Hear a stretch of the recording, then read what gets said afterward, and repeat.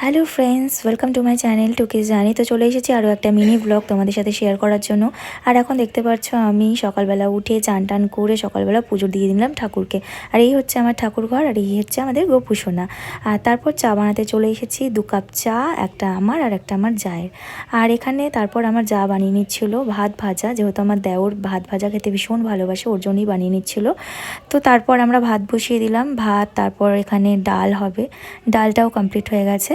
আর এখন এখন মাছ বানানো হবে, তার জন্য আমি সমস্ত কিছু রেডি করছি।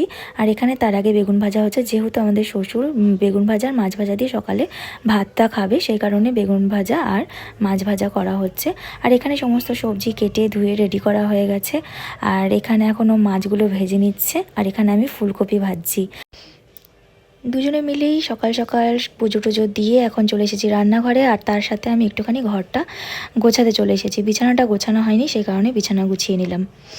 তারপর বিছানা গোছানোর পরে আবারও চলে যাব রান্নাঘরে, কারণ রান্নাঘরে প্রচুর কাজ, রান্নাবান্না আছে। এই যে আমার যা এখন এই রান্নাটা করছে, এখানে এখন রান্না হচ্ছে আলু ফুলকপি ভাজা, আর এখন মাছগুলো রান্না করা হবে।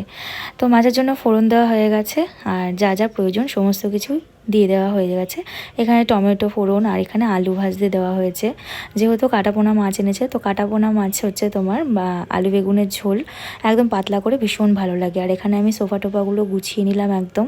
আর এখানে এখন আমি চলে এসেছি একটুখানি রান্নাঘরে, কারণ আমরা দুজনে মিলেই রান্নাবান্না করি। আর এখানে প্রায় মশলা কমপ্লিট, তোমার মশলা কষানো হয়ে গেছে, মাছের ঝোল হয়ে গেছে, একটুখানি ধনেপাতা ছিটিয়ে দিয়েছি, মাছের ঝোলটা অসাধারণ হয়েছিল খেতে।